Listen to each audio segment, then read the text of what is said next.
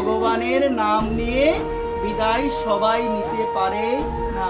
মৃত্যুর সময় যে চিন্তা নিয়ে তোমার মৃত্যু হবে, পরবর্তী জীবনে তুমি তাই পাবে। আমরা ভরতের জীবনীতে দেখতে পেয়েছিলাম, যিনি ছিল শশাগর পৃথিবীর অধীশ্বর, অনেক বছর শাসন করার পরে এই পৃথিবীকে তিনি ভাবলেন যে আমি আমার অন্তিম সময়টা ভজনে আমি কাটিয়ে দিব। তিনি চলে গেলেন ভজন করার জন্য।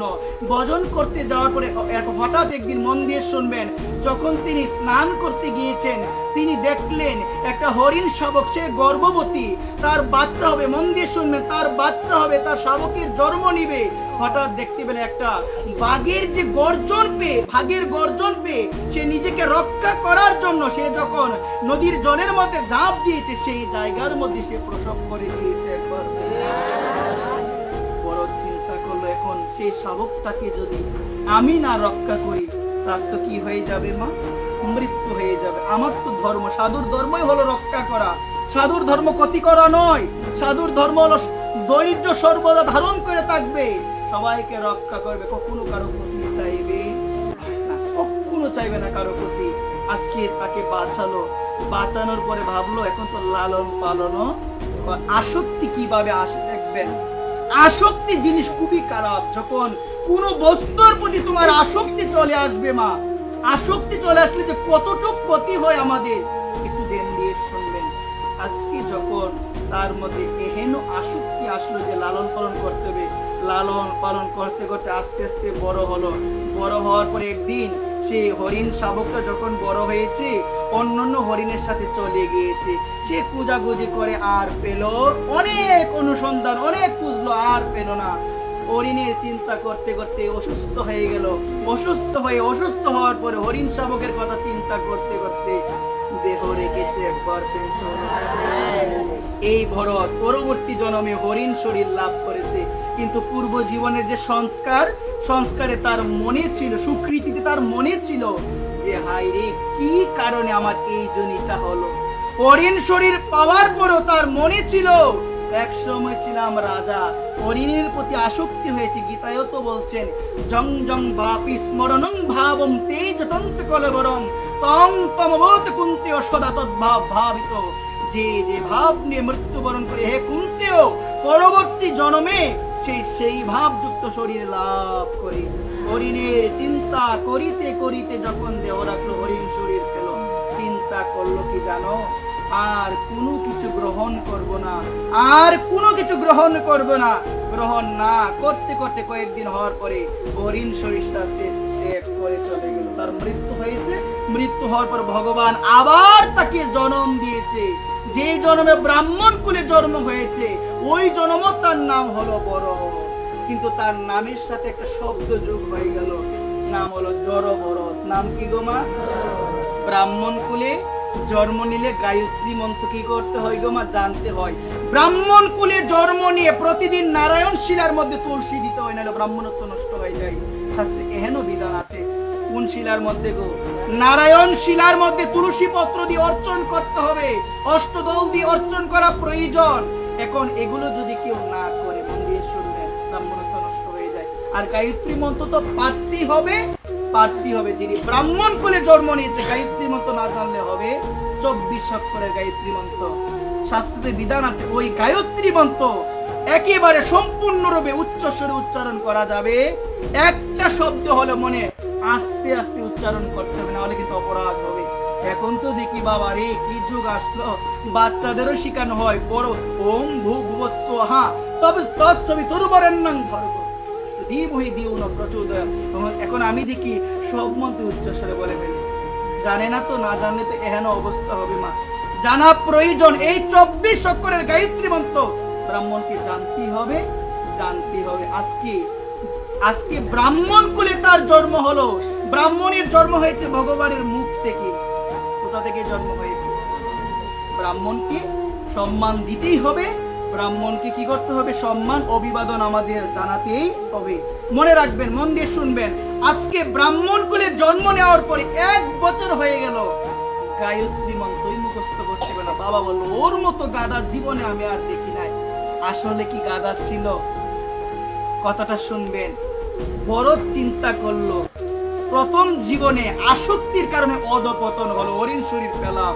এখন যদি আমি গায়ত্রী মন্ত্র মুখস্থ করি, আমাকে বেদ এনে দেওয়া হবে, বেদ পড়ব, পণ্ডিত হব, পণ্ডিত পড়ার পরে পাণ্ডিত্যের অহংকার আসবে, পরে আমাকে বিবাহ দেওয়া হবে, আবার সংসার চক্রে ডুবে গিয়ে কি জানি আমার অবস্থা হয়। এখন যদি এই গায়ত্রী মন্ত্রটা না শিখি, বাবা ভাববে, পরিজন ভাবে ও গাধা, ওকে দিয়ে কিচ্ছু হবে না। আর আমিও এই ফাঁকে গাধার অভিনয় করে মনে মনে কৃষ্ণ নাম করে যাবো একবার সংসারে। আর তার মানে গাধা তো কিচ্ছু পারে না, ব্রাহ্মণ কুলে জন্ম নিয়েছে, সবাই তাকে তিরস্কার দিবে। সে ভাবলো এই সুযোগে কার নাম করব। আস্তে আস্তে অনেকে অনেক তিরস্কার করে, অনেক কিছু করে, কিন্তু সে মা এগুলো মাকে জড়ো বড়। কেন জড়ো হলো? জড়ো যে কথা বলতে পারে না, মা কারোর সঙ্গে আজে বাজে কথা নাই, সর্বদা ঘর ত্যাগ করে করে বনে চলে গিয়ে রাম নাম, শ্রীরাম, জয় রাম, জয় জয় শ্রীরাম, ওই রাম নাম করতে থাকে। মা মন দিয়ে শুনবেন মা, হঠাৎ কি হয়েছে মা, তৎকালীন সময়ে কিন্তু মা নরবলি দেওয়া হতো। কি বলি গো মা? নরবলি দেওয়া হতো। বনের মধ্যে মা কালী ভবানীর পূজার আয়োজন করা হয়েছে, একজনকে প্রস্তুত করা হয়েছে, তাকে নরবলি দিব। কিন্তু কোন ক্রমে মা সেই ব্যক্তিটা পালিয়ে চলে গেল। এখন তারা চিন্তা করলো, রাজা যদি জানতে পারে যাকে নরবলি দেওয়ার জন্য আমরা রেডি করেছিলাম, প্রস্তুত করেছিলাম, সে পালিয়ে গেছে, এখন জানি আমাদের কি অবস্থা হয়। দেখি বনের মধ্যে কাউকে পাই কি না। খুঁজতে খুঁজতে হঠাৎ দূরে গিয়ে দেখলো এক সুজা বোকা লোক, রাম রাম রাম রাম রাম রাম রাম রাম উচ্চারণ করে তার কাছে গেল। কি গো, তুমি কি রামকে দেখেছো? বলছে না। বলছে আমার সঙ্গে চলে, রামকে দেখাবো। আহা কি সরল, হ্যাঁ, আমার সঙ্গে চলো, রামকে দেখাবো। বলছে তোমরা কি দেখাতে পারবে আমার রামকে? আমি যাব তোমাদের সঙ্গে। রামকে নিয়ে গেল, রামকে নয়, ভরতকে নিয়ে গেল। মন দিয়ে শুনবেন, ভরতকে নিয়ে গেল রামকে দেখানোর জন্য। এইভাবে যখন মা ধরে নিয়ে যাওয়ার পরে ভবানীর মন্দিরে যখনই গেল, যাওয়ার পরে দেখতে পেল, আরে এরা তো আমাকে রামকে দেখানোর জন্য আনে নাই, রামের কাছে সরাসরি পাঠানোর জন্য এসেছে। কিন্তু ভক্ত, অবিচলিত ভক্তের এই গুণটা ভক্তের থাকা প্রয়োজন। কঠিন পরিস্থিতি, সরল পরিস্থিতি, একজনের প্রতি বিশ্বাস। তিনি কে? তখন তাকে প্রস্তুত করো, স্নান করানো হলো, কিন্তু একটাবারও বলে না আমাকে দেন না বলি, একটাবারও বলে নাই। সে মার দিকে তাকিয়ে দেখে বলছে, মা তুমি যদি তোমার সন্তানের বলিতে তুমি সুখ পাও, মা আমি আমার জীবনটা তোমার চরণে আমি দিয়ে দিলাম। মা তুমি যদি সুখ পাও, আমি জীবনটা দিয়ে দিলাম। গীতার মধ্যে ভগবান তো কথা দিয়েছেন, ভগবান অর্জুনকে বলছে, অর্জুন আমি বলবো না, অর্জুন তুমি বলো, নমে ভক্ত প্রণশ্যতি, আমার ভক্তির বিনাশ নাই। তখন বলছেন, অর্জুন তুমি তো তোমার কথা বলতে পারো, আমাকে দিয়ে বলাচ্ছ কেন? বলছেন আমার কথা মাঝে মাঝে আমি বঙ্গ করি, কিন্তু ভক্তের মান রক্ষা করতে, ভক্তের মুখবাক্য আমি কোনোদিন লঙ্ঘন করি না। অর্জুন এই জন্য তুমি বলে দাও আমার হয়ে যে আমার ভক্তের বিনাশ নাই। আজকে জড়বড় মার দিকে তাকিয়ে দেখে বলছে, মা তুমি যদি তোমার সন্তানের বলিতে তুমি সুখ পাও, প্রসন্ন হো, মা আমি আমার এই জীবনটা তোমার চরণে আগেই নিবেদন করে দিলাম। ওরা তো বলি পরে দিবে, আমি আগেই বলি হয়ে গেলাম তোমার চরণে, আমি আগেই বলি হয়ে গেলাম। এই কথা বললো মা কি আর থাকতে পারবে? যখন বলি দিবে, মন ভাগবতে আছে বিধান, মা ভাগবতে এই ঘটনাটা আছে। যখন বলি দিবে, ভগবান বলছেন কি ভক্তির বিনাশ নাই, যত কঠিন পরিস্থিতি আসুক রক্ষা করতে হবে। মা কি থাকতে পারে? যখন সমস্ত কিছু আয়োজন করে হলো বলি দিবে, তৎক্ষণাৎ মা ভবানী সেখান থেকে প্রকটিত হয়ে যারা যারা বলি দিবে সবাইকে বলি দিয়ে দিয়েছে, কিন্তু যাকে বলি দেওয়ার কথা তাকে বলি দেওয়া হয়। মায়ের চরণে পড়েছেন, বলছে মা তুমি এহেন কার্য কেন করেছো? বলছেন দেখো যারা গোবিন্দের ভক্ত তাদের বিনাশ কোনোদিন হয় না।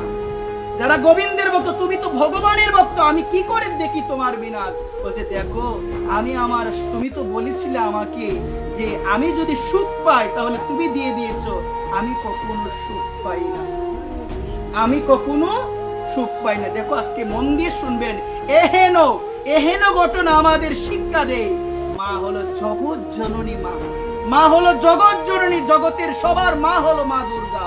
জগতের মায়ের দুর্গার সমস্ত রূপ এগুলো সব জগৎদাত্রী বলেন, কালী বলেন, সব আমার মা দুর্গার রূপ, যিনি হলো জগৎদাত্রী মহামায়া মা দুর্গা। মা দুর্গা এই কারণে মন দিয়ে শুনবেন, মা কখনো তার সন্তানের বলি দেখতে পারে না। মা এটা মন দিয়ে শুনে যাবেন, এখানে বুঝার বিষয় না। ভক্তির যে কথাগুলো যুক্তি দিয়ে বোঝা যাবে না, এখানে বোঝার বিষয় না, বুঝবেন মন দিয়ে। তো এই জায়গায় আজকে আমরা শিক্ষা পেলাম, এই যে জড়বরত, আজকে জড়বরতকে মা বলছেন তোমার আর কোনো ক্ষতি হবে না। মা তাকে স্বর্ণ অলংকার দিয়ে ভূষিত করে দিল, আর সেও মনের আনন্দে রাম নাম করতে করতে বাড়িতে গেল। যে বাড়ির মধ্যে কোনোদিন সম্মান দেই নাই, আজকে সেই বাড়ির মধ্যে সম্মান। কেন গো সম্মান? একটু শুনবেন, মন দিয়ে একটু শুনবেন। এতদিন সবাই বলতো ওরে দিয়ে কোনো লাভ নাই, কিচ্ছু নাই। যখনই বৌদি বাইরা দেখলো স্বর্ণ ভরা একদম শরীর, বলছে তুই আগে আমার ঘরে আয়, কোথা থেকে এসে তাকে স্নান কর, তোকে খাবার দিব। সে বলছে আরে তুই আগে আমার ঘরে আয়। কেন? এটা ডেকে তার কাছ থেকে স্বর্ণগুলো জেনে নেওয়া যায়। বড় চিন্তা করলো, কোনোদিন তো ডাক দিল না, আজকে কেন ডাকে? শরীরের দিকে তাকালো, এগুলোর জন্য বোঝে আজকে আমাকে ডাকছে। কুলে সবাইকে দিয়ে দিল একবার কুলে সবাইকে দিয়ে দিল সম্মান। বর্তমানে মন দিয়ে শুনবেন, এই সমস্ত জিনিস এটা দ্বারা বুঝাচ্ছে আমরা সংসারে তদ্রূপ সম্মান পাবো যতদিন আমরা ঘোড়ার মতো কাটতে পারবো, গাধার মতো কাটতে পারবো। দাম আছে যেদিন আর চলবে না দেহ, আর দাম নাই। বড় শিক্ষা দিয়ে গেল, মন দিয়ে শুনবে মা, এই কথাটা মন দিয়ে শুনবেন। ওই ভরত মহারাজ মা যখন রাস্তা দিয়ে হাঁটতেন, রাস্তা দিয়ে আমরা হাঁটি না, কত পিঁপড়া মারা যায় না, যাই কিনা আওয়াজ নাই, কত পাপ হয় জানা অজানা। ভরত মহারাজ যখন রাস্তা দিয়ে হাঁটতেন, দেখে এইভাবে দেখে দেখে হাঁটতেন। যখনই পিঁপড়াকে ফাল মারতো, পিঁপড়া দেখলে কি করতো গো? এক সময় এক রাজা, তিনি যাবেন তীর্থ দর্শনে পালকির মধ্যে চড়ে, কিন্তু পালকিতে যেতে গেলে 4 জন ধরতে হবে। কয়জন ধরতে হবে? 4 জন ধরেছে। হঠাৎ প্রতিমধ্যে একজন অসুস্থ হয়ে গিয়েছেন, এখন আরেকজন কোথায় পাওয়া যায়? হঠাৎ দেখতে বলে, এক ব্যক্তি বলছে রাম রাম রাম, বলছে তুমি এসে একটু ধরো। সাধু কাকে বলে? কিচ্ছু বলে নাই, সেখানে গিয়ে ধরলো ভরত ধরে নিয়ে যাবে। এখন রাস্তার মধ্যে কত পিঁপড়া থাকে, কত কিছু থাকে, সে মারে পাল। আর যখন পাল দেয়, ওইদিকে পালকির মধ্যে যে রাজা বসে আছে, মাথার মধ্যে পাই ব্যথা। 3 বার হয়েছে, বলছে কে রে, তোর জন্য আমি এত ব্যথা পাচ্ছি, তুই কে? এই কথা বলে যখন আরেকবার বলছে, আরেকবার যদি করিস তাহলে কিন্তু তোরকে আমি দণ্ড দিব। কিন্তু সে কি এগুলো শুনে? সে দেখছে রাস্তার মধ্যে পিঁপড়া কত পোকা, আবার মেরেছে পাল। নেমেছে রথ থেকে, বলছে কে তুই? বলছেন দেখুন আমি হচ্ছি, দেখুন তাদের কি পরিচয়, একদম নম্র পরিচয়, একদম দীনতা সহিত কি পরিচয়, যে আমি হচ্ছি একজন একান্ত দাস, একজনের প্রভুর দাস, ভগবানের দাস। যখন তার কথা শুনলো না, বলছে দেখো আমি যখন রাস্তা দিয়ে হাঁটছি, আমার না মনে হচ্ছে কত জীব, আমি যদি সেগুলোর উপর আমার চরণ রাখি তারা তো মৃত্যু শয্যায় শায়িত হয়ে যাবে, এই জন্য আমি লাভ দিচ্ছি, আপনি আমাকে ক্ষমা করে দিবেন, আপনি আমাকে ক্ষমা করে দিবেন। তার কথা শুনে মনে হলো এইরকম সাধু তো আমি জীবনে দেখে। বলছে তুমি কে? বলছে আমি হলাম ভরত। ভরতের মুখে এই কথা শুনে আজকে ভরত জগৎকে জানিয়ে দিল, রাস্তা দিয়ে হাঁটার সময়ও যারা জ্ঞানীজন, যারা সজ্জন, সাবধান থাকবে। কি থাকবে গো মা? আমরা তা খাই, আমরা যে আরো মশা মারি, কত কিছু মারি, ইঁদুর মারি, মারেনি গো ইঁদুর? আপনি মারেন ইঁদুর? সাধু যে হবে